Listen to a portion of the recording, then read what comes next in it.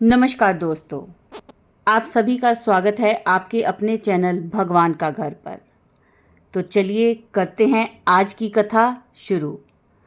भक्त के लिए व्यापारी बने भोलेनाथ। कथा को शुरू से लेकर अंत तक सुनिए और चैनल को सब्सक्राइब करिए, वीडियो को लाइक करिए।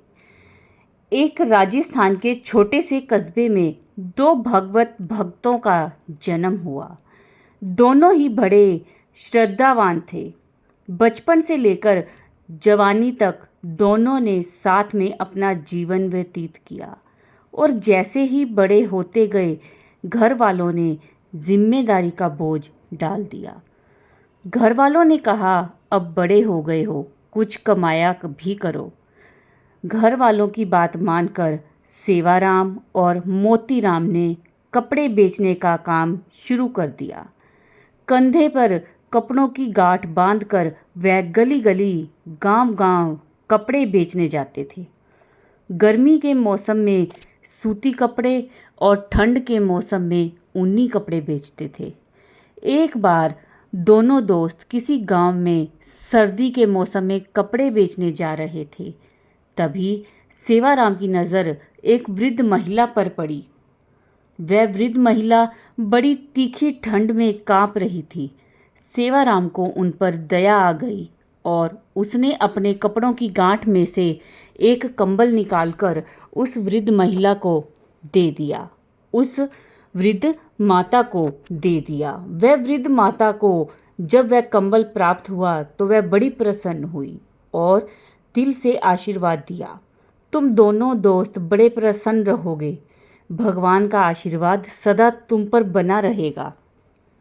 और मन में ऐसा आशीर्वाद निकल ही रहा था कि तभी वह बुजुर्ग कहने लगी, तुम थोड़ी दूर मेरे घर के बाहर रुको, मैं अंदर से कुछ लेकर आती हूँ।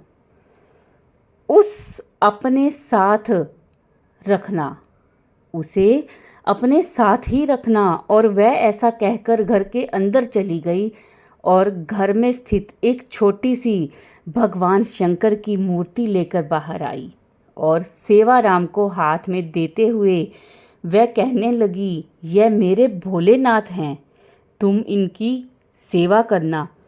उनकी सेवा से तुम्हारे पास बहुत सी दुकानें हो जाएंगी और फिर तुम सेठ जी बनते देर नहीं लगेगी और सेठ बनकर कमाते रहना। फिर तुम्हारा भटकना नहीं पड़ेगा। जो तुम दर दर भटक कर सामान बेचते हो वो तुम्हें नहीं करना पड़ेगा। उस वृद्ध की बात सुनकर मोतीराम खिंच गया और माता से कहा, माता, हमें आशीर्वाद भले दे दो पर हमारे साथ ऐसा मजाक ना करो। हम गली गली घूमकर कपड़े बेचते हैं, हमारे पास इतना पैसा भी नहीं बचता कि आगे चलकर कोई दुकान खरीद सकें, कोई दुकान खोल सके। वृद्ध माता ने कहा, चिंता मत करो, भगवान भोलेनाथ सब भला करेंगे। और ऐसा कहकर उस वृद्ध माता जी ने वह मूर्ति सेवाराम के हाथों में सौंप दी। सेवाराम बड़ा श्रद्धालु किस्म का इंसान था। वह बहुत प्रसन्न हो गया और उस मूर्ति को अपने साथ अपने घर लेकर आया। दूसरे दिन दोनों व्यापार करने निकले और आज उनको व्यापार में बहुत अधिक धन मिला था। धीरे धीरे उनका व्यापार धंधा बढ़ने लग गया। दोनों ने मिलकर एक साइकिल ले ली। अब वह साइकिल पर सामान बेचने जाया करते थे और साइकिल के आगे हिस्से पर भगवान शंकर की मूर्ति को भी रखते थे। लोगों का विश्वास इनके प्रति बढ़ गया। उन्होंने अपना व्यापार और बढ़ा लिया और एक दुकान खोल ली। अब दुकान के उद्घाटन पर उन्होंने भगवान शंकर जी की वही मूर्ति स्थापित कर दी। लोग आएंगे और इनसे सामान लेके जाएंगे, इसकी महिमा गाएंगे और भगवान शंकर की मूर्ति को प्रणाम करेंगे।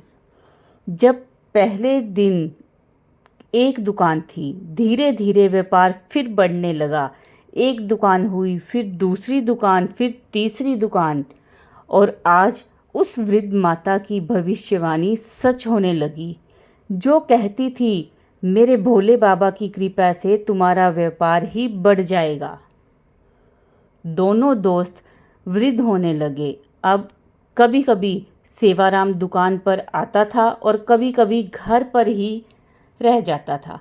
एक दिन जैसे ही सेवाराम दुकान पे आया, मोतीराम ने कहा, मेरे दोस्त, तुम अब घर मत बैठा करो, मैं तुम्हारे बिना नहीं रह पाता हूँ। सारी उम्र हमने जीवन साथ में बिताया है और इस वृद्ध अवस्था में तुम कभी कभी घर बैठ जाते हो तो मेरा मन दुकान पर नहीं लगता। मैं तुमसे प्रार्थना करता हूँ, तुम रोज़ आया करो, जिससे कि हम दोनों का मन बहलता रहे। सेवाराम हंसते हुए कहने लगा, अरे मित्र, आजकल मेरा मन घर के नज़दीक बने एक शिवालय में अटक गया है। मैं रोज़ वहाँ जाता हूँ और भगवान शंकर की सेवा करता हूँ, और सेवा करते करते कैसे समय बीत जाता है मुझे इस चीज़ का भनक भी नहीं लगती, पता भी नहीं चलता। अगर तुम कह रहे हो तो मैं प्रयास करूँगा रोज़ आ सकूँ। पर एक बात कहूँ मोतीराम, तुम चिंता मत करो, हमारा व्यापार शुरू से परमात्मा ने संभाला है और वह भोलेनाथ आगे भी हमारा व्यापार इसी तरह संभालेंगे। अगर हम नहीं भी रहेंगे, वह आकर हमारा काम स्वयं देख कर जाएंगे। ऐसा कहकर सेवाराम अपने घर चला गया। दूसरा दिन हुआ, सेवाराम पुनः दुकान पर पहुंच गया और आज दोपहर के 12 बज चुके थे। मोतीराम ने कहा, मित्र, तुम आज फिर से देर से आए हो, क्या बात हुई? सेवाराम ने कहा, आज मंदिर में थोड़ा पूजा पाठ था, मन वहीं लग गया, इसीलिए नहीं आ सका। समय होता गया, 3-4 महीने निकल गए। एक दिन सेवाराम और थोड़ी देर से आया। मोतीराम ने कहा, आज फिर से देर से आए हो, क्या बात थी?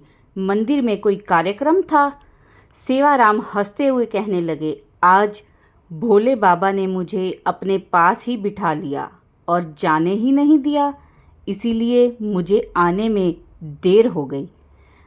अभी बात चल ही रही थी कि सेवाराम कहने लगा, मोतीराम, तुमसे एक बात कहूँ? मोतीराम ने कहा, हाँ कहो, क्या बात है? सेवाराम कहने लगा, मोतीराम, आज से तुम मुझे शिवराम कहकर पुकारा करो, मुझे शिवराम बड़ा अच्छा नाम लगता है। मोतीराम हंसते हुए कहना लगा, बस इतनी सी बात है, मैं आज से तुम्हें शिवराम कहकर ही पुकारूंगा। और ऐसे बात करते करते शिवराम अपने घर चला गया। समय अपनी गति से चल रहा था। शिवराम अपना कार्य पूर्ण करके दुकान से 5 बजे अपने घर की ओर चला जाता था। एक दिन शिवराम जैसे ही घर की ओर जाने लगा, तभी मोतीराम ने कहा, अरे शिवराम, कल तुम दुकान पर मत आना, मैं कल सुबह तुम्हारे घर पर अपनी पुत्री का शादी का कार्ड देने आऊँगा, तो मैं तुमसे घर पर ही मिलूँगा। तुम कल घर पर ही रहना, कल कहीं जाना नहीं। शिवराम ने कहा, ठीक है, मैं कल तुम्हारा अपने स्थान पर इंतज़ार करूँगा।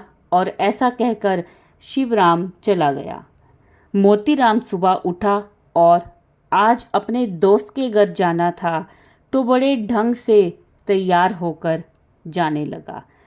सामान लिया, अपने दोस्त के लिए मिठाई ली और अपने दोस्त को जो सामान खाने में पसंद था वह सारा सामान बाज़ार से लेकर अपने दोस्त की घर की ओर चल पड़ा।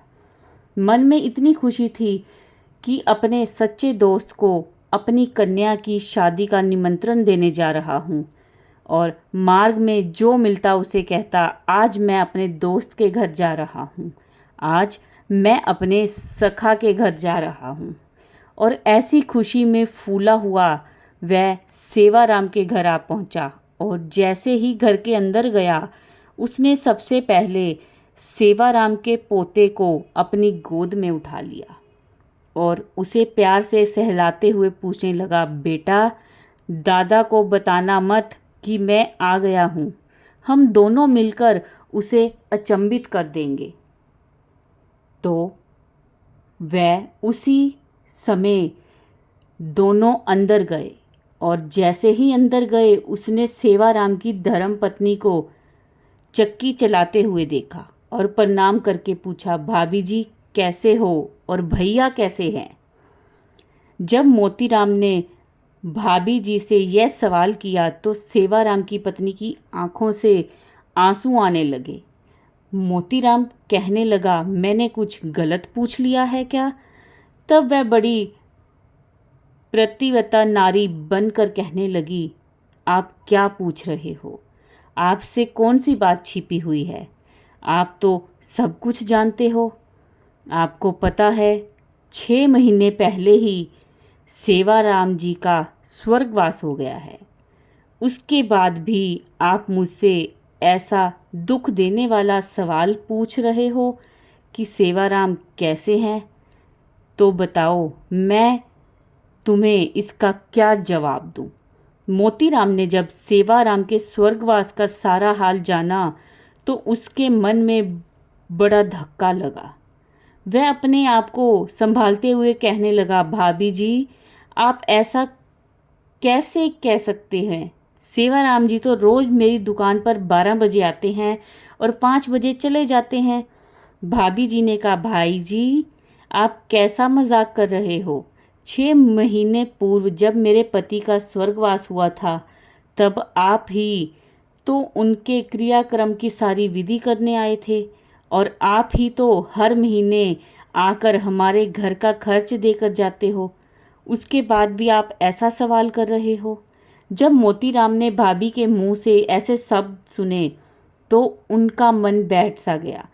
कहा, मैं तो 6 महीने से कभी यहाँ आया ही नहीं और सेवाराम तो रोज़ मेरी दुकान पे आता है, तो यह कैसा आश्चर्य है। ऐसा सोचते ही रह गया। उसे वह सेवाराम की बात याद आ गई कि सेवाराम ने कहा था, अरे मोतीराम मैं व्यापार के लिए दुकान पर आऊं या ना आऊं, पर मेरे भोले बाबा ज़रूर आकर मेरी दुकान को संभाल लेंगे।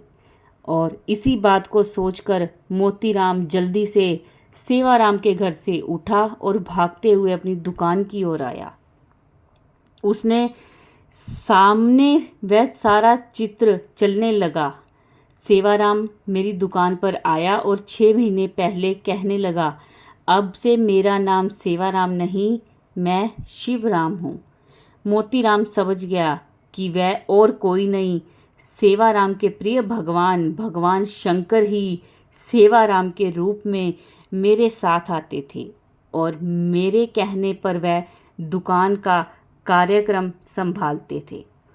और मैं कैसा नादान भगवान की माया ना समझ सका। अपने दोस्त को कभी कभी भी प्रेम से डांट देता था और शंकर भगवान हंसते हंसते मेरी डांट सुन भी लेते थे। मन में यह चिंतन था कि आज भगवान बैठे होंगे और जैसे ही मैं अंदर गया वहाँ भगवान अंतर्ध्यान हो चुके थे और शिवराम की जगह भगवान शंकर की रुद्राक्ष की माला उसके गले पर पड़ी थी। उस माला को उठाकर उसने प्रणाम किया और कहने लगा, मुझसे बड़ा अपराध हुआ है। भगवान शंकर मेरे पास आते थे पर मैं उन्हें पहचान नहीं पाया। रोने लगा, बड़ा ज़ोर ज़ोर से रोने लगा। मन में यह निश्चय कर लिया कि भगवान शंकर का जो प्रसाद मुझे रुद्राक्ष की माला के रूप में मिला है, इसे मैं एक जगह स्थापित कर भगवान शंकर का मंदिर बनवाऊंगा। कहते हैं उस रुद्राक्ष की माला को एक जगह स्थापित कर एक छोटा सा राजस्थान के प्रांत में मंदिर बनाया गया है। आज़ादी के पूर्व वहाँ पूजा चलती रहती थी, लोग आते थे, पूजा करते थे। कहते हैं कि इस दिन एक ज़िद्दी अंग्रेज़ ने उस मंदिर के बाहर से गुज़रते हुए और उससे किसी ने बताया कि यहाँ हिंदू लोग पूजा करने आते हैं और वह वहाँ बड़ा नाराज़ हुआ। अंदर गया और पूछने लगा, किसकी पूजा होती है? किसी ने कहा, यह रुद्राक्ष की माला है जो भगवान शंकर के गले से गिर गई थी, इसे ही स्थापित करके इसकी पूजा की जाती है। वह बड़ा ज़िद्दी था और उसने वह वहाँ से माला हटा दी और कहा, मैं इसे जला दूंगा। और एक चौक के बीच में अग्नि लगाकर उसने उस माला को उस आग में डाल दिया। पर भगवान का चमत्कार हुआ, वह माला तो जल नहीं पाई। आग बड़े वेश में जलती रही, पर उस माला को रत्ती भर भी नुकसान नहीं हुआ। यह देखकर अंग्रेज बड़ा आश्चर्यचकित हो गया और वह रात को जब अपने घर सोने गया तो भगवान शंकर के प्रकोप से उस अंग्रेज का सारा घर जल गया। उसके घर में कुछ भी नहीं बचा और भागता भागता वह घर के बाहर आ गया। तभी उसे किसी ने कहा, अरे मूर्ख, यह तूने क्या किया? भगवान शंकर को क्रोधित कर दिया। जो माला तूने मंदिर से उठाई थी, वापिस जाकर उसे उस मंदिर में रख आ, तभी तुझे शांति मिलेगी। और वह अंग्रेज वापिस इस मंदिर में आया और उस माला को मंदिर के बाहर रख कर चला गया। कहते हैं इसके बाद वह माला वहाँ पर नज़र नहीं आई। इस बात में एक बात ज़रूर नज़र आई कि भगवान अपने भक्तों के लिए स्वयं काम करने आते हैं। अपने भक्तों का मान रखने के लिए किसी भी कार्य को करने के लिए तैयार हो जाते हैं। सेवाराम के लिए 6 महीने तक व्यापारी बनकर उसकी दुकान पर बैठे और अपने भक्त के वचन के लिए रोज़ मंदिर के जब पट बंद हो जाते थे तो 12 से 5 बजे तक आकर मोतीराम के साथ दुकान पर बैठते थे। ऐसे हैं भगवान भोलेनाथ, जो भक्तों की हर मनोकामना को पूर्ण करते हैं। विश्वास से सारे कार्य सिद्ध हो जाते हैं। इसीलिए विश्वास रखना अपने परमात्मा पर। वह परमात्मा अपने भक्तों की हर मनोकामना अवश्य पूर्ण करते हैं। यह विश्वास हमारे मन में भी बनाए रहना। हर हर महादेव, हर हर महादेव।